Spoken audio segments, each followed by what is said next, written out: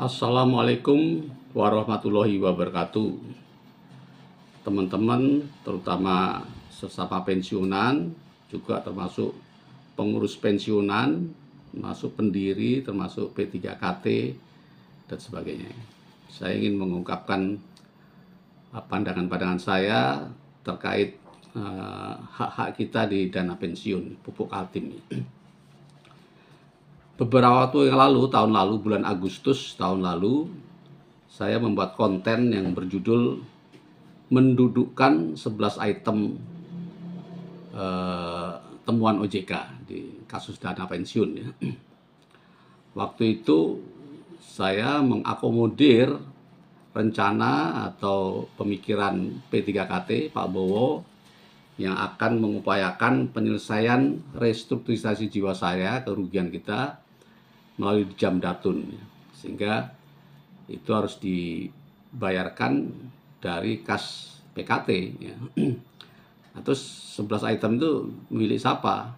Saya berpendapat waktu itu tetap milik pensiunan, milik peserta, yaitu untuk menggantikan kerugian-kerugian sebelumnya. Jadi Dapen mengalami kerugian-kerugian yang banyak, itulah penggantinya 11 item itu. Itu pemikiran saya waktu itu ya. Nah, apa saja kerugian itu saya tidak mau mengungkap yang bukan tanggung jawab saya, tapi saya mengungkapkan yang tanggung jawab saya yang membuat saya jadi proses hukum itu ya, yang saya terus upayakan ya, pengembaliannya sampai sekarang. Saya didakwa merugikan 175 miliar ya. Ya, terdiri dari saham LCGP itu kerugiannya 100 miliar. Nah, saya ingin mengungkap bahwa sebetulnya belum rugi dan tidak akan rugi. Pertama, dari tradingnya sebelum-sebelumnya itu sudah menguntungkan 50 miliar ya, LCGP itu, baik rilis maupun unrilis. Kemudian juga kita masih punya saham di situ 4,5%, meskipun LCGP itu di suspend maupun di unlist pun dari bursa, kita masih punya saham di situ 4,5%. Padahal asetnya berupa tanah-tanah di Bambu Apus itu ada 1,7 triliun. Sehingga kita masih punya 85 miliar. Jadi kalau dijumlah itu masih berlebihan daripada kerugian yang disangkakan.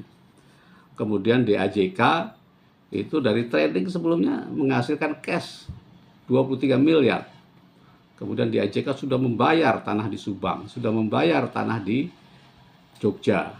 Itu nilainya sekitar 30 atau 27 miliar. Kemarin disita oleh Kejagung. Kita mengupayakannya melalui conference atau media, pressure media, dan itu puisi ya. Dengan cara yang baik-baik, alhamdulillah sudah kembali lagi. Dan juga dia sudah memberikan jaminan tanah di Singkawang. Jadi itu nggak ada ruginya, bahkan mungkin plus ya. Yang terakhir Kondotel di Bali, katanya mau dipilotkan, tapi tidak bisa dipilotkan karena yang mempilotkan itu sudah masuk penjara. Jadi itu bakal kembali lagi.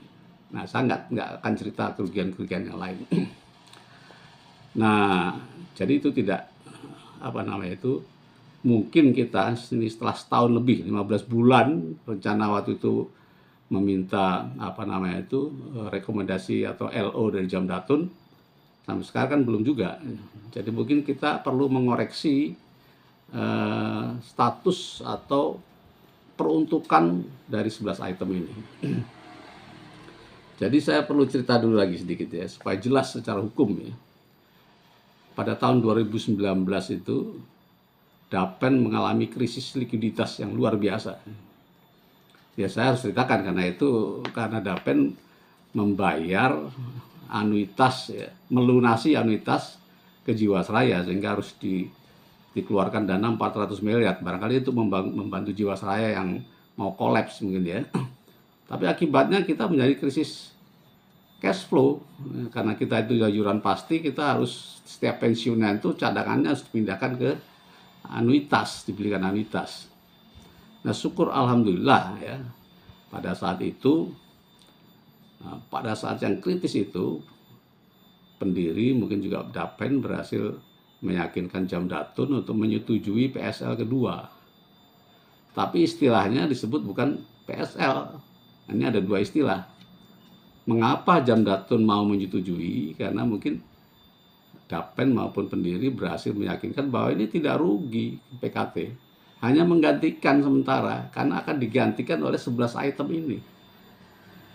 Jadi switch atau take over, ya. Istilahnya itu take over.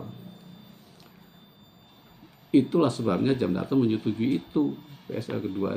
Masalahnya masalah penurunan cadangan karyawan itu yang disebabkan oleh kerugian-kerugian tadi bisa ditanggulangi dengan PSL kedua itu. Nah, saya kemudian mempertanyakan tentang 11 item itu. Kedudukannya seperti apa? Saya menyurati OJK. Pada saat itu, alhamdulillah, OJK mau menanggapi saya dan berdiskusi melalui Zoom. Dan ada rekamannya. Ada rekamannya. Di situ jelas sekali bahwa OJK tidak mengetahui kalau 11 item itu sudah keluar dari aset lain-lain Dapen. Jadi keluarnya 11 item dari aset-aset lain-lain Dapen itu adalah atas dasarnya adalah laporan KAP yang menyatakan itu take over. Ya. Kenapa saya yakin OJK tidak tahu? Karena stafnya sendiri yang ngomong pada saat Zoom itu. Karena online ya. Laporan keuangan Dapen sama OJK itu online. Saat itu diperiksa pada saat itu juga. Dan stafnya sendiri namanya Elok. Sudah tidak ada, Bu. 11 item itu sudah keluar dari aset lain-lain Dapen. Nah, saya mempertanyakan itu. Apakah itu bisa dibenarkan menurut aturan OJK? OJK tidak berani menjawab dan minta saya untuk mengklarifikasi ke KAP. Dan saya dapat info itu adalah dianggap take over. Padahal yang terjadi bukan take over tapi PSL yang tidak boleh menyebabkan perpindahan aset. Tidak boleh, apalagi sekarang dengan aturan yang baru, ya, aturan di tahun 2023 itu melarang, ya. Khususnya untuk dana pensiun itu ada tambahan pasal 169. Dana pensiun pemberi kerja dilarang mengembalikan asetnya ke pendiri. Itu jadi kuat sekali ini. Blessing bagi kita ya, pensiun itu sangat kuat. Nah, sekarang bagaimana kita menangani aset ini? Ini harus duduk bersama semua ini. Pendiri P3KT, mungkin juga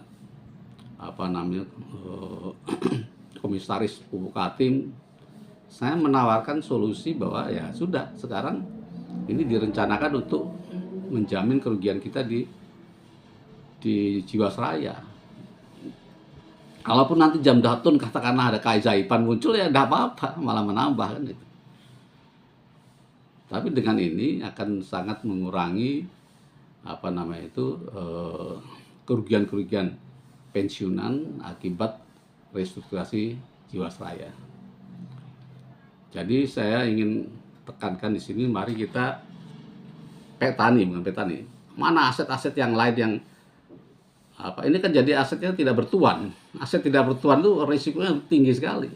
Bisa disalahgunakan, bisa hilang, saya mengajak teman-teman untuk melototin itu lagi. Sekarang masih ada aset kita terkait LCGB itu adalah tambang di Banten. Nilainya katanya 95 miliar. Ya.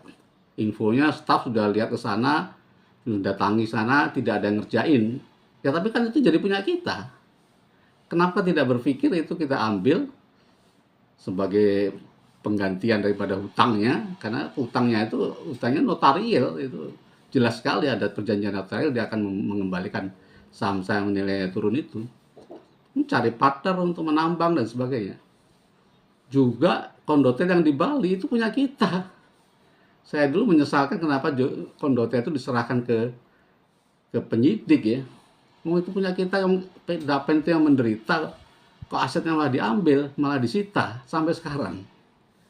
Kita harus mengupayakan itu untuk kembali ya. Nah, itu semua kita kolek dan kita buat suatu sistem.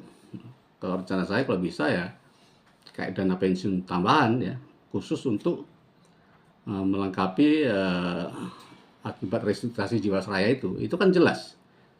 Nilainya jelas, yang diperlukan jelas, siapa yang dikasih jelas, berapa jelas. Tinggal ini kita kotak-atik, dipelihara, digedein, dijual kayak atau dan sebagainya, dikerjasamakan, diberdayakan. Insya Allah nanti kalaupun kurang sedikit aja tinggalnya kekurangannya itu. Bahkan mungkin bisa nggak kurang itu karena bagus-bagus aset-asetnya. Jadi ini pandangan saya, mudah-mudahan bisa membuka pikiran kita untuk segera menyelesaikan permasalahan-permasalahan di Dapen ini, khususnya terkait dengan pengembalian manfaat kita, yaitu manfaat pensiun seumur hidup. Terima kasih. Assalamualaikum warahmatullahi wabarakatuh.